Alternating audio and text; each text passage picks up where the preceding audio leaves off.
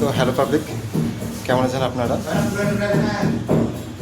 আজকে দেখতে পাচ্ছেন এই যে সিলিংটা আমাদের খুব সিম্পল কাজ করা হয়েছে, কিন্তু এর সৌন্দর্য বাড়ানোর জন্য এর মধ্যে ফিটিং হবে প্রোফাইল লাইট।